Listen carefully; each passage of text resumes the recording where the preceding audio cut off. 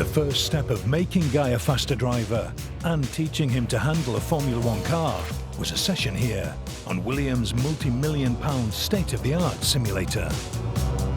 Guy's mentor throughout his training would be Karun Chandok. Have you been on any simulator? No. Karun? Yeah, Karun, he knows the Scott. He's only 34, so he's been Williams' test driver and drives all the exhibition stuff. He's a doer. Raced at Le Mans, raced Formula One, raced loads of stuff, so he knows what he's doing. He's not a messer. One thing I'll always say, if you're going to spin, close your eyes. Immediately close your eyes. Don't try and catch a spin because you can get motion sickness very quickly. Okay. Williams F1 drivers will spend days on the simulator before every race, learning the circuits and trying to perfect the setup of their cars. Today, Lance Stroll is practicing at Melbourne. Every bump, every curb is absolutely identical to what would be in the real circuit. When Lance took a break, Go on, let's go. Right. it was time for Guy to get his first experience behind the wheel of a Formula One car. Rabbit in the headlights. Rabbit in the headlights, Jesus wept. Albeit virtually. Yeah, then I had to go, yeah. Enjoy. Cheers, mate. Guy started out on the same track as Lance, What did Lance do? 23.2. Melbourne. He's had an hour or two on this, though, hasn't he? He's had a little head start on you. Yeah, he has, yeah. A long left-hander, gently accelerate. And then the road opens up. That was bloody useless. Guy, just remember, if you're going to spin, close your eyes, yeah? Okie dokie.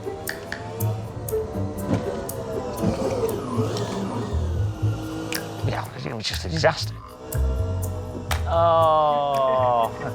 Guy, do you want to try a circuit like Silverstone that you know? Yeah, if that's Silverstone, I know where I'm. Well, Yeah. I sort of know where I'm going. Yeah, I do know where I'm going at Silverstone. Thank you. Wakey, wakey. All right, boss. So I went to Silverstone. I recognise this bit, I think.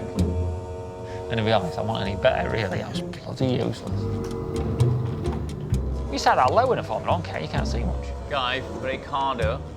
Brake, brake, brake. Go. I was mostly seeing gravel traps, yeah. Go on, son, go on. Let's get a lap here. Go, go. Oh. To me, it doesn't feel like a tool to do a job. It's just like a video game thing, like you're doing Dan Cleethorpes Run.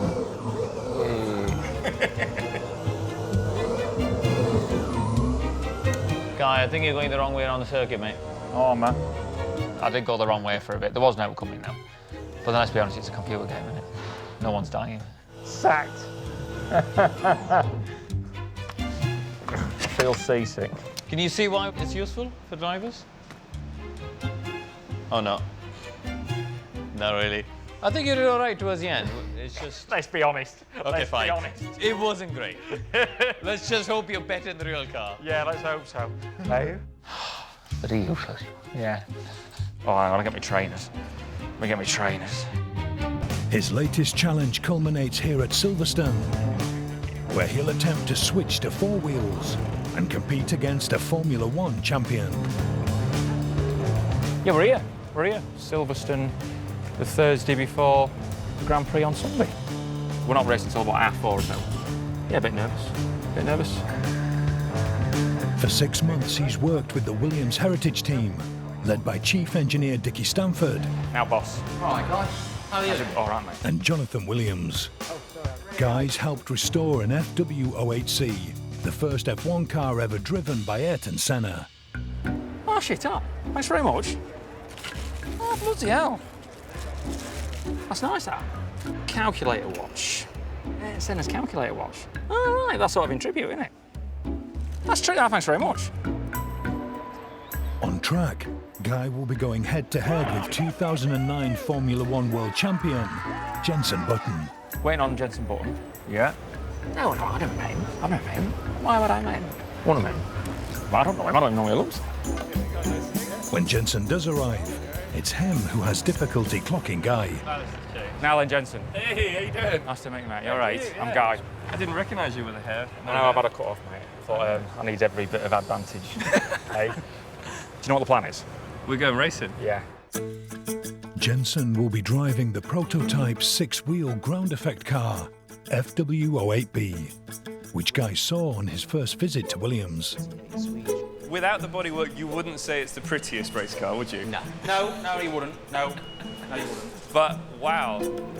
This revolutionary car was developed for the 1983 season. Williams were one of the only teams without turbocharged engines, and as a result, were massively down on power compared to their rivals. It's amazing. Yeah. Fantastic. The concept of a six-wheel car was to so hugely improve the aerodynamics that the power difference wouldn't matter. The big fat rear tyres of an F1 car cause a massive amount of drag, and because they're wide, they encroach into the bodywork. That dictated how far back the ground effect aerodynamics underneath the car could extend. Williams' theory was that having four smaller rear wheels would minimise the drag they caused, and being narrower, they sat wholly outside the body of the car, meaning the ground effect aerodynamics could extend for the whole of its length. Their theory appeared to work, and in testing, the six-wheeler was reported to be blisteringly fast. However, before it ever raced, the FIA banned four-wheel drive and ground effect. Today will be the first time it has ever been driven in a race. Awesome. Yeah, be about 500 horsepower. Oh, is it? Yeah. That's enough. Jenson, I just expected a bit of arrogance, I suppose, as he should have. You know, he's bloody Jenson born. But no, he's a normal bloke, nice bloke. You do the craziest things and always have done. But here, you have a circuit that's designed for a Formula 1 car that's going to do 210 mile an hour. Yeah. So it's Acres massive. Of acres of Exactly. And this won't go anywhere near as good. So yeah. don't worry about giving it some. What's the worst can happen? Exactly. You've got to go back and tell Frank you broke Yeah, his car. right. That's probably an issue. That's the biggest issue. My driving credentials don't weigh up to much, but I can say, up to this point, my van will have done 70,000 miles on the original brake pads. On the original brake pads. That's my so driving. into the technical stuff. No, It's great. And the car that Rob's used to teach some of F1's biggest names how to lap faster? A Vauxhall Astra. Love it. It's best to teach them in something slower because the movement goes on and on a bit, and you've got time to discuss it whilst it's happening. And then you can squash it up and adapt that to a faster vehicle. So yeah, all these Formula 1 drivers he's had in have all been in the Astra. First up, Rob took the wheel to show Guy what he wanted him to do. So this is Rob's super duper circuit that he's invented, right? We got hairpins, we got chicanes, we've got 90-degree rides. 90-degree rides. We got all sorts of stuff. In fact, every corner of Rob's circuit is based on a corner somewhere on an F1 track. This is Lowe's hairpin at Monaco. I know you recognise it. Oh yeah, just the same. Yeah. Just the same. Well, private aeroplanes there as well. Here we go through our S's. Rather than taking what would be the geometric line to apex of that cone, we don't. We go straight across like that, see? And we build a little flat section and the car accelerates quicker. Yeah, the car's in a more settled state when you're trying to apply the power. That's right. Yeah. We're not necessarily talking about being a faster driver, but we are talking about crossing the finish line sooner. Oh, we're moving now, aren't we? It's quite aggressive how you're straightening the car up there. It's brisk. Yeah, brisk, is that what it was? Yeah.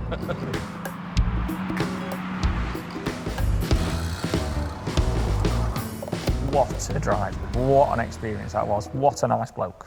Okay, your turn. Thank you, Rob. Righty ho then, Mr. Martin. Right, okay. It all starts here. On his first lap, Guy proves to be a bit of a boy racer. Go slower. Slow. Oh, not too fast, not too fast. That's too much, yeah? Hey guys, the wheel get light on the brake. Turn the wheel more off the brake totally. Off. And he isn't really taking in Rob's instructions. Lift, weight, and gentle. You just talk a lot, and that confused me a lot. A little bit too wheel spinny, yeah? Yeah. And it was all getting a bit much, and I got a bit confused and ended up having a spin.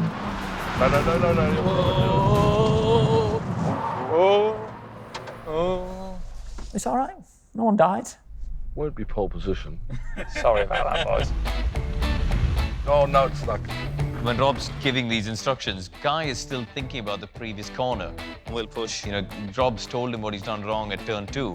But by this stage, we're already approaching turn 3. And then Guy makes a mistake at turn 3 because he's still thinking about turn 2. And then he makes a mistake at turn 4 because he's thinking about turn 3. And it sort of spiraled from there. Okay. Sorry about that. That was too far. Sorry about that. Always be in charge of what's coming next. The techniques Rob teaches are all about keeping the car balanced. If you accelerate too aggressively whilst cornering, this can unsettle the car, and cars don't really like going round corners. They lose grip, and this limits the ability to accelerate. Changing your line and reducing the time the car is actually cornering means you're spending more time in a straight line, going fast. Yeah, a little bit fast, maybe. Go light on the brake.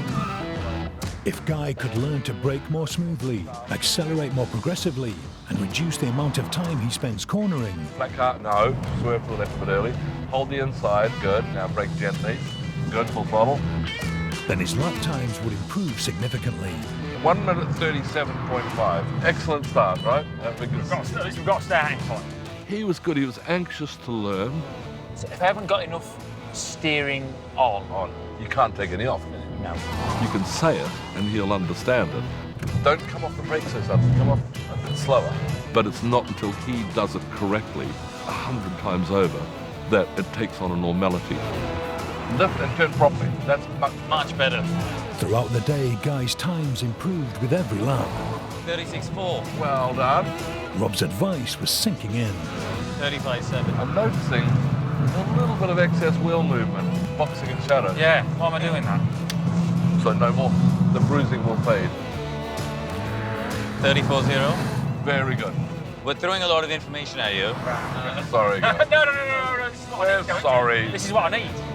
And on his last lap of the day, Guy set his quickest time of all. A good lap, 32.3. 1 minute 32.3. Dramatically, no? Massive difference. Doing good, Guy. You okay? You okay? Yeah, it makes perfect sense. I'm learning. I'm glad. I think we made good progress, didn't we? We did, yes. Very, very impressive. Thank you. On your way to Formula One. Right. Very good. Hey, See you the next thank one. you very much. Thanks, guys. Okay. Cheers, boss. Thank you. Thank you.